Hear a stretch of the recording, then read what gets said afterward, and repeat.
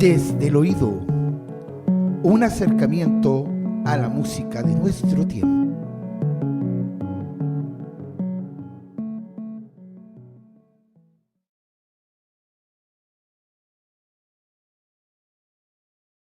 Muy buenos días. Como siempre, desde el oído, un acercamiento a la música de nuestro tiempo. Esta vez con una investigación personal en torno a una figura relevante dentro del panorama contemporáneo de la música del siglo pasado. Y nos referimos precisamente al compositor Iannis Xenakis, compositor de padres griegos y que hace su carrera en Europa principalmente. En torno a la figura de Xenakis se ha escrito y se ha documentado bastante respecto a ciertas inclinaciones estéticas, filosóficas, arquitectónicas y culturales que el autor pone en operación para crear sus obras. Pero particularmente yo quiero partir hoy día con una experiencia con el cual yo conocí el trabajo, uno de los primeros trabajos que yo conocí de Xenakis, y que está en esta plaquita, en este CD que tengo acá en mi mano, que es una recopilación de obras de carácter instrumental del autor. Y justamente una de las primeras obras que aparecen acá en el CD es Flegra, y es sobre esa obra la que vamos a cimentar hoy día el trabajo de investigación que ustedes ya conocen, que tiene sus aristas, sus partes. Pero para partir con esto, quiero partir con esta experiencia.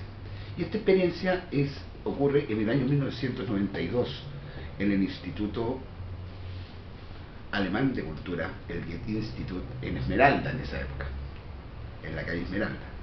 Y es la presentación del ensamble Moder, que es una orquesta instrumental de cámara perteneciente a Frankfurt, Alemania, bajo la dirección de Arturo Tamayo.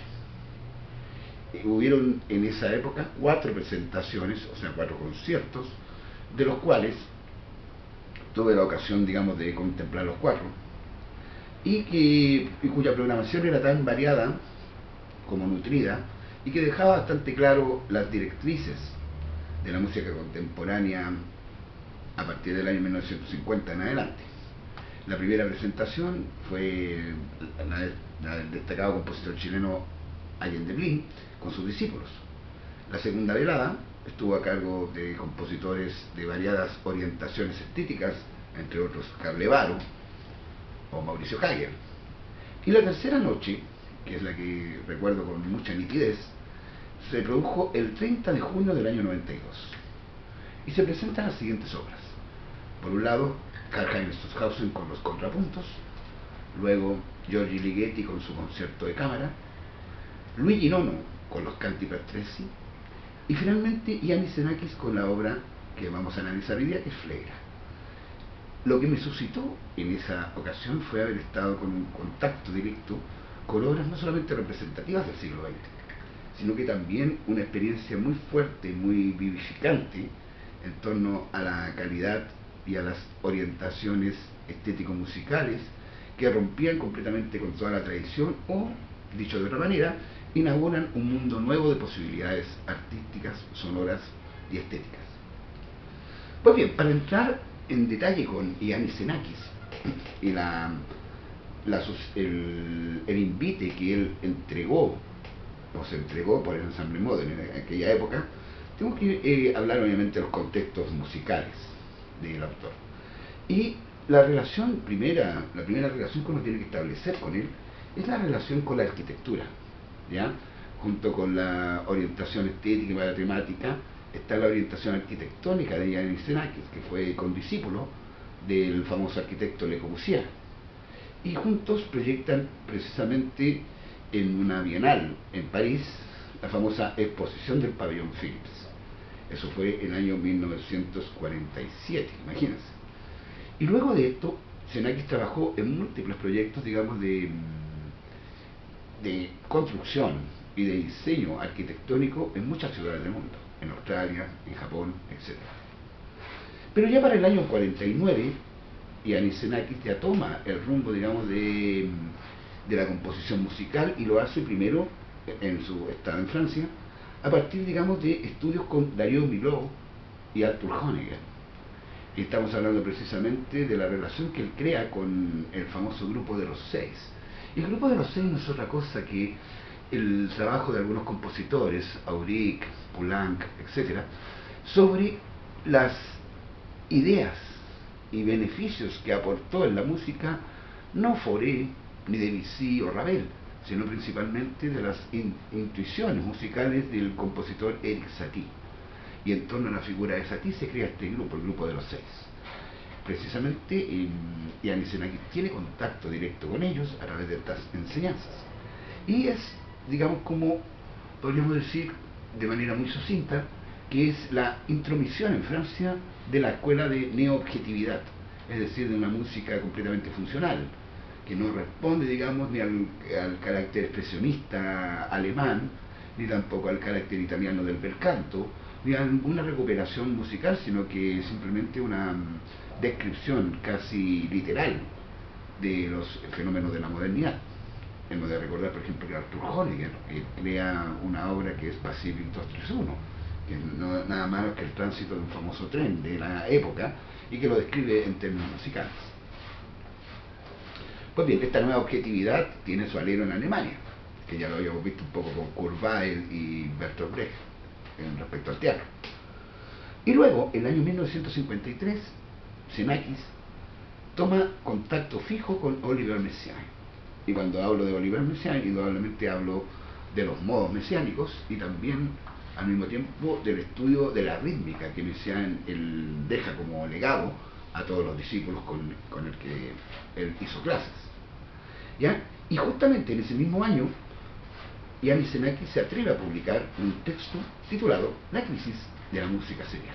Es decir, la primera crítica bastante radical, bastante científica, en torno a la excesiva polifonía y la excesiva complicabilidad y podríamos decir también la excesiva confianza sobre el material serial, que Xenakis indudablemente toma una crítica.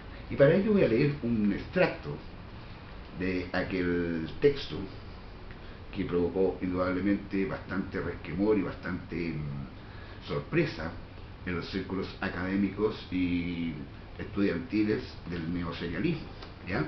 Y dice así Xenakis: la enorme complejidad, en este caso de la polifonía lineal, impide a la audición seguir el entramado de líneas y, como un efecto macroscópico, una dispersión irracional entre el sistema polifónico lineal y el resultado entendido como superficie o masa. Es decir, Iannis Xenakis hace una crítica lacerante respecto a la excesiva polifonía y entramado armónico melódico que crea precisamente el trabajo serialista, la complicación, digamos, del mismo trabajo serialista, y él decide hacer una simplificación, pero entre comillas una simplificación, porque precisamente Iannis Xenakis es un compositor que está ligado, como les decía hace unos minutos atrás, está ligado a un campo de investigación que toma los elementos culturales, los elementos matemáticos y arquitectónicos. Y ahí precisamente, cuando hablemos del trabajo musical del autor, nos daremos cuenta cuál es esa orientación nueva que Xenakis propone. Pues bien, junto con lo que acabo de decir, las influencias culturales del mundo clásico griego y del pensamiento occidental en general son los que van a ser el tapiz o el campo de desarrollo estético filosófico con el que Iannis Xenakis va a trabajar cada una de sus obras. Y particularmente hablamos del año 55 en adelante con estas primeras obras, que las tengo acá en CD, y que representan el inicio, por así decirlo, de la práctica musical que vamos a conocer como música estocástica. Precisamente hablamos de la obra Metástasis y Pitopracta, que son las dos primeras obras musicales en el que cual Iannis Xenakis ya no trabaja con un concepto de serialismo, tampoco trabaja una nueva objetividad y tampoco se crea el paisaje, digamos, idílico de Messiaen, sino que adopta un modelo de composición muy personal. Respecto a estas influencias que podríamos hablar, digamos, de Iannis Xenakis, Esto significa que las investigaciones que hace el autor antes de componer se remiten a todo un universo de la cultura occidental, no solamente del periodo de esplendor de la cultura griega, de la cual él obviamente tiene una influencia directa a través de sus padres, sino que también hablamos, digamos, de otras referencias. Y para eso tendríamos que hablar también de que Iannis Xenakis es uno de los promotores más importantes de la música electrónica en el siglo XX, particularmente con espectáculos músico-visuales que él crea y que él establece a partir de los años 60 principalmente, y con una serie de ciclos que los presenta en lugares específicamente construidos por él para dar curso a un espectáculo visual y musical al mismo tiempo.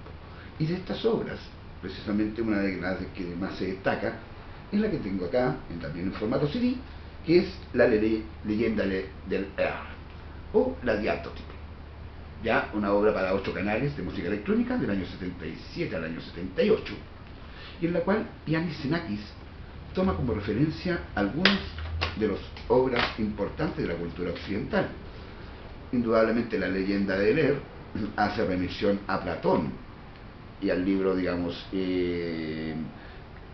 de la República, donde aparece justamente la descripción de un lugar idílico o un lugar que no existe, que es justamente el mito del Air.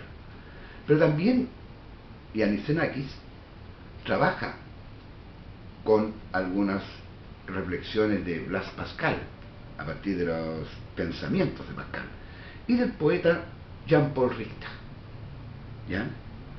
Y sobre esto crea un universo completamente personal de la música electrónica, y en el cual él va a ser operativo, vamos a hacer la operación, digamos, por así decirlo, de lo que es la música estocástica. Y para entender ese concepto de música estocástica es necesario hablar de, como diría Adorno, de una universalidad estadística. Es decir, lo que se prima ahora dentro de la obra de Xenakis no es el punto único de la música, ni la melodía, ni el intervalo, sino que ahora son las grandes masas de conglomerados sonoros. Es decir, que el punto, como diría Xenakis, pierde su significación al ser agregado en un concepto de macro obra a la que él llama aglomeración. Y esta aglomeración, Xenakis la simplifica a través del ejemplo de la lluvia. La lluvia no es sino la resultante de muchas gotas, de millares de gotas que caen a distintas velocidades, distintos tiempos, distintos efectos, y eso crea un universo macroscópico de entender el fenómeno no solamente natural, sino que también los fenómenos humanos, y lo eleva a principio estadístico. Es decir, aquí la obra es la resultante de un principio estadístico con el cual se va a trabajar. Bien, en este libro, La música contemporánea, que es un libro relativamente actual y que todavía tiene algunas pertinencias para poder investigar obras de este tipo, podemos encontrar acá una partitura de Iannis Xenakis, que la voy a mostrar acá, y en esta partitura, si ustedes se fijan bien, está llena de líneas, puntos, diagramas, que verdaderamente dan cuenta de un trabajo no solamente musical, sino que también un trabajo visual de exploración del espacio. Y esa exploración del espacio le viene dado a Iannis Xenakis a partir precisamente de lo que es la concepción o la dimensión arquitectónica con la que el autor trabaja. Iannis Xenakis precisamente define este principio de estocástica dicho en una de sus obras que se llaman Los principios formales de la música. Y en estos principios formales, que son escritos del año 57 al 63, puede leerse lo siguiente: la explicación del mundo y en consecuencia de los fenómenos sonoros que nos rodean o pueden ser creados necesitan ser alargados por el principio causal, donde está formada su base por la ley de los grandes números.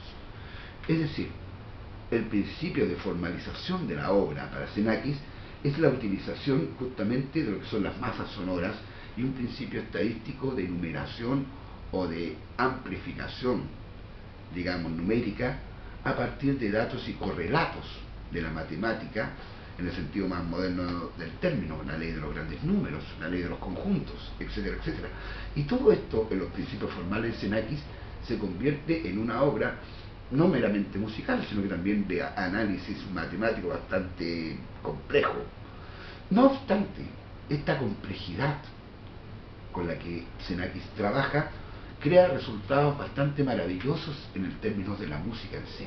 Es decir, la resultante musical, la belleza de las nuevas aglomeraciones sonoras, no crea una obra solipsista, muerta o podríamos decir compleja y aburrida. Todo lo contrario, crea un dinamismo etéreo, musical bastante especial, que podemos, digamos, compararlo justamente con obras de Giorgio Ligeti, que también le vamos a dedicar un capítulo, y también indudablemente a la tradición polaca, que está también produciendo música en esta misma idea de formalización estructural, que es Krzysztof Penderecki, el polaco.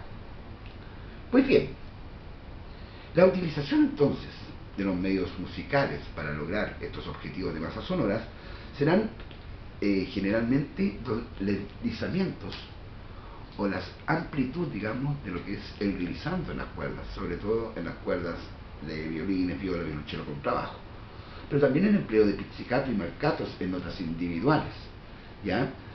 Generalmente trabajado con figuras bastante complejas, con figuras rítmicas que son muy complejas. Hablamos de seisillos, nonillos, y que están dentro de la partitura y que funcionan a velocidades bastante diversas.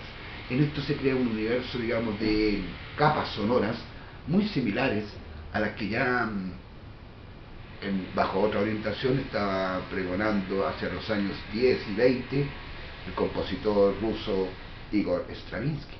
Es decir, también podríamos encontrar ahí una influencia indirecta del trabajo formal que lleva Iannis Xenakis. Pues bien,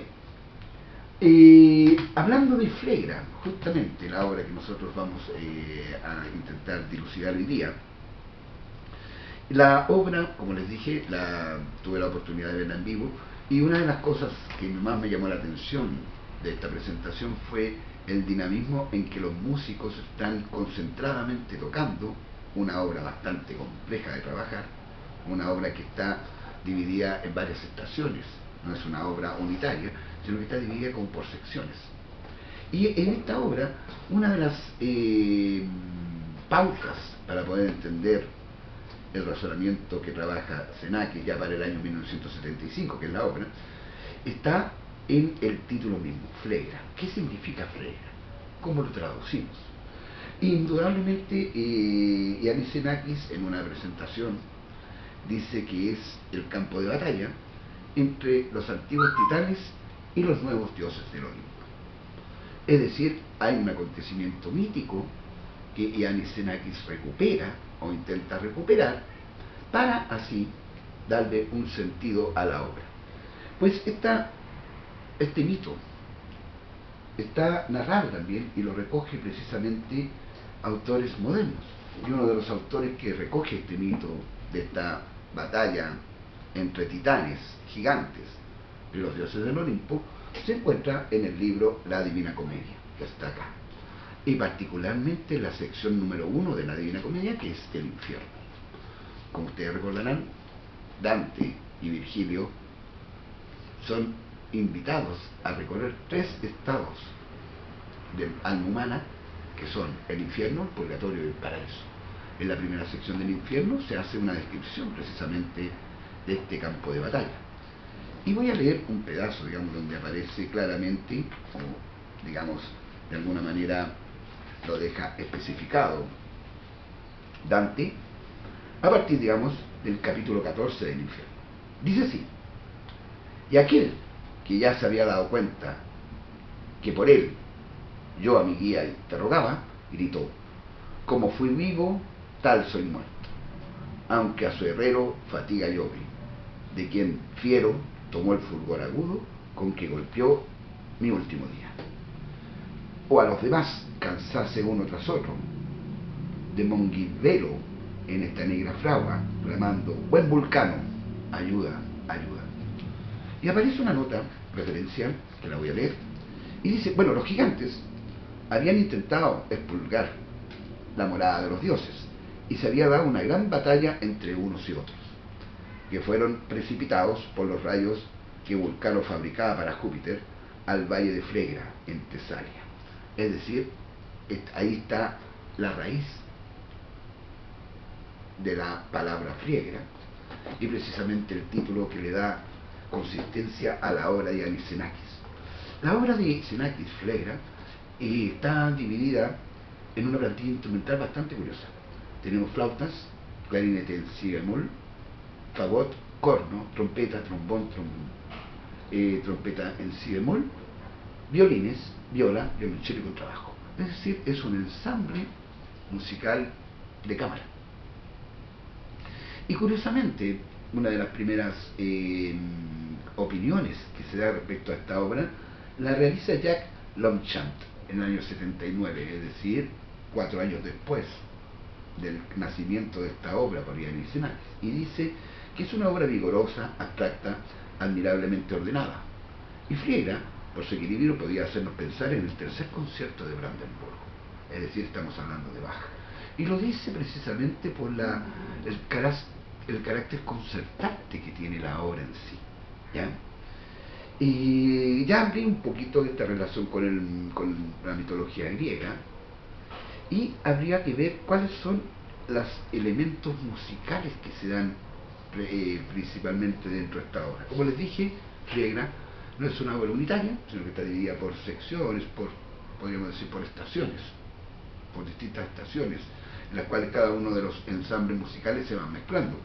Y lo que podríamos decir es que el dato estocástico, este dato de acumulación o de universidad de principio estadístico, se da de una manera mucho más tenue y mucho más fina y rigurosa ya para el año 75 con Xenakis. Ya no hay un principio donde la música lo arrasa todo o lo destruye todo, sino que existe ya una especie de formalismo tratando de recuperar elementos de la tradición, que era parte también de lo que nosotros habíamos visto en la música de los años 70, en compositores como Hense, Stockhausen o Olberinón, de volver a una cierta tradición de soporte luego de todas las experimentaciones, sin abandonar precisamente el aspecto pancromático o el aspecto microtonal o el aspecto postserialista de los inicios de los años 40 y 50, lo integra.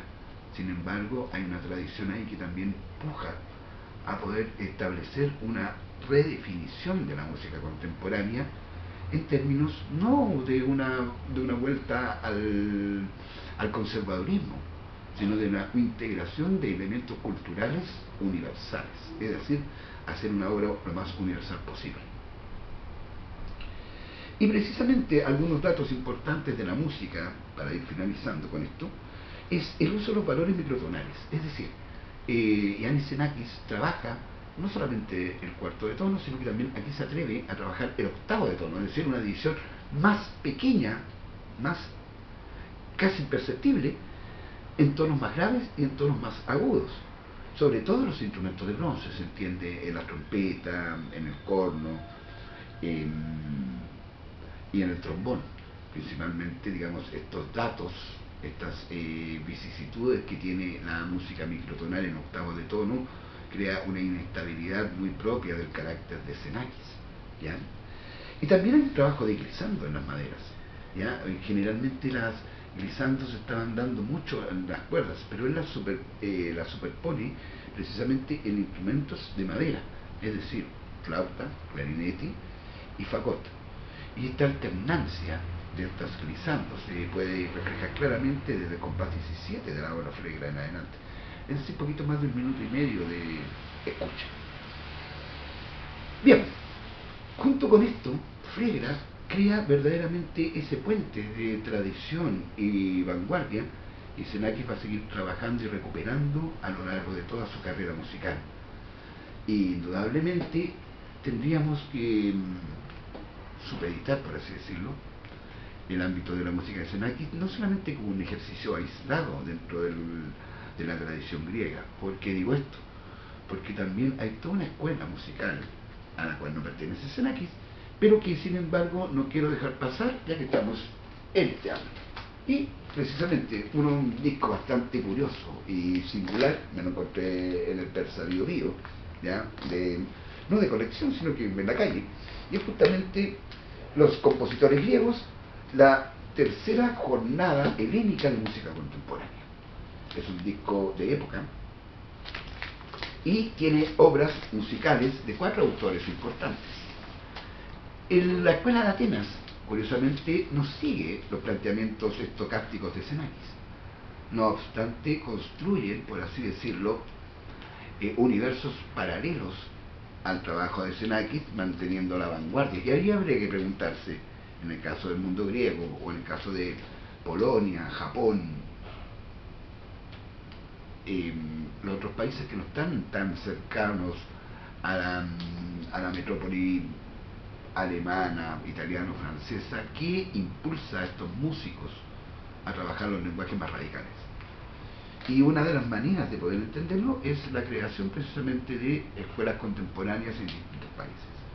Y este grupo helénico de música contemporánea, que lo conduce Teodoro Antoniou, que es uno de los autores que aparece acá, y se lo muestro acá, recoge 4 obras musicales, y principalmente yo quiero destacar justamente el trabajo de Anestis Logothetis.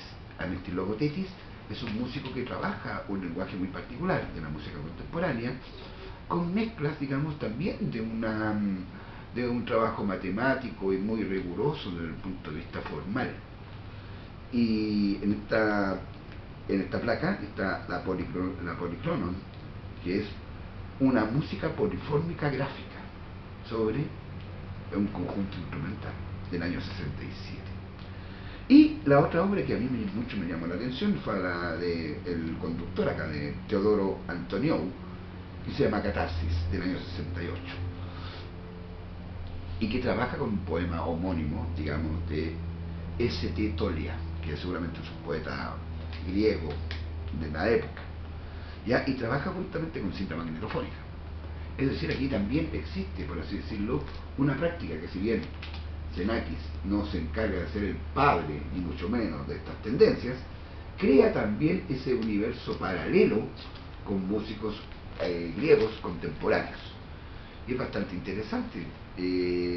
Este disco, precisamente una EMI, Columbia, pero no editado en Estados Unidos ni en Europa, está editado en Grecia. Y viene justamente también con una especie de inserto donde hay algunas aclaraciones sobre las obras musicales que están acá en esta plaquita. Bien, para ir terminando con Iannis Xenakis y este pequeño paréntesis con la música griega, de la cual no podemos establecer relaciones, mencionó algunos de los trabajos importantes. Ya había mencionado Metástasis y Pitocrasta, La leyenda leer, las obras, digamos, instrumentales recogidas en 2 CDs acá, interpretadas, digamos, por Michel Tabachnik en la dirección, digamos, del ensamble contemporáneo, y alguna también acá de Pierre Boulez, ¿ya? Y precisamente dentro de estas obras, Calons, Crenen, Nomos Alpha, Talei. Y para finalizar, una excentricidad que la encontré en algún momento, editado por la Armonía Mundi francesa, que son las Pléyades. Pléyades son obras para percusión, son 5 obras para percusión creadas por Iannis Xenakis, donde el principio estocástico llevaba ahora a cabo a través de los ensambles instrumentales de percusión con sonidos indeterminados. Y los músicos que tocan acá son el conocido grupo Percusionistas de Estrasburgo, ¿ya? Conocidos por sus trabajos de recopilación y dirección de obras como de Carlos Chávez, de John Cage, principalmente, o de otros autores contemporáneos. Y en este disco aparece precisamente este principio serialista, o pan-serialista, que propugna Xenakis con la estocástica, a partir, digamos, de lo que es el trabajo de percusiones. Pues bien, este sería, para todos ustedes, una de las obras fundamentales y uno de los autores fundamentales de la música contemporánea del siglo XX, que es Dianis Xenakis. Junto con saludarles, desearles muy buenos días y nos veremos en una próxima edición desde el oído. No dejes de darle a la campanita amiga y nos veremos en una próxima edición. Que estén bien.